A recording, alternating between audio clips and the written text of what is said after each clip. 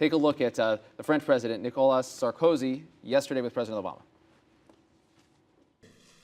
Now, I have to point out that the French are properly famous for their cuisine.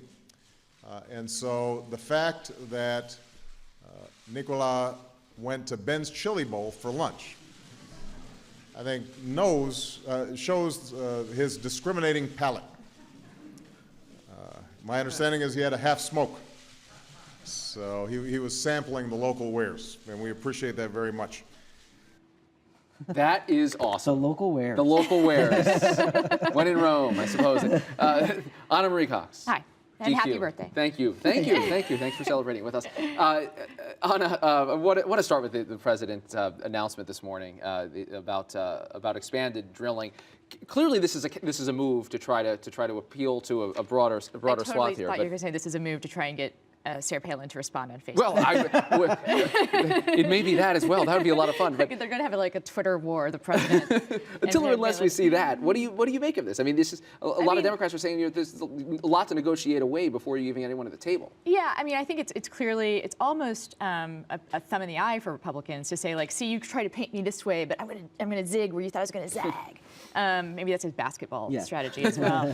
I do think that, I mean, the Republicans I saw being interviewed and the people that I've talked to don't believe him, basically. Like, that's sort of that seems to be at least the public attitude. They don't believe he's genuine? They don't believe he's genuine about wanting to do this. They think he'll take it away again. But I mean, we've already seen that in healthcare, like he gives away a lot to Republicans, even if they aren't going to support it. So And how much pushback do you expect from the environmental community and folks on the left that are his base just got re-energized by getting healthcare through, and then like next day, here he is doing something that's really against the grain of his base. I know. I don't know what's going to happen. I think that people are really, I mean, obviously, people are so excited about healthcare that this, while a buzzkill, I don't think is going to really upset people so much that they're not going to stay energized. And they too don't believe him?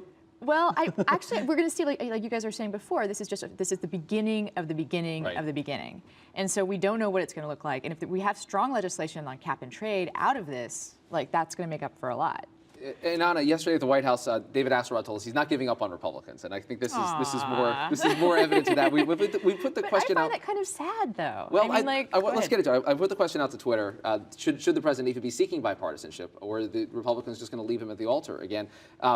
At Gerhart says, yes, it's genuine. He doesn't want deadlock for the next 3 years.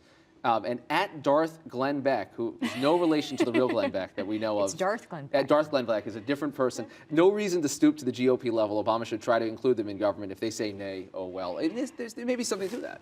Although it's always good to show them saying nay. I mean, like, I think that seems to be the strategy going into midterms is the GOP is the party of no, and they will take their toys and go home. And they do look like they're pouting, kind of, post-healthcare. And I personally think that the way that they're treating the healthcare debate about taking their toys and going home and probably treating this the same way is going to help Democrats. I mean, that's the move that probably is the real genesis of this. Of course, Senate math still dictates. They're looking for Lindsey Graham and maybe one or two more on energy, and that will get them where they need to go. It's not a given that they're going to be back into a zero world like they were with healthcare. I want to change topics with you to Michael Steele, RNC chairman, voyeur. Trying out for Minority Whip, I understand. We need a rim shot. But this is obviously the end, or at some point in a line of a string of events that have been really bad for Michael Steele, and yet he's not going anywhere, is he?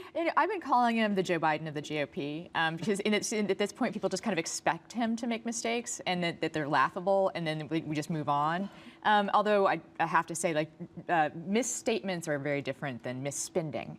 And the Republicans on the Hill that I've talked to are much more upset about the private jets and the limos than they are about this sort of hilarious but had nothing to do with Michael Steele incident at the bondage sex club. Well, and that stuff was actually the lead of the original story. Right. Daily Caller was the spending stuff on the. And I think like Tucker Carlson is probably more upset by well, and the culture of overspending and not caring about these things that seems to start at the very top. If you look at these expense but he's not going to go anywhere anytime soon. I mean, they don't need more publicity about this. I think he's going to stay in through November, and he just has a very high bar, let's say.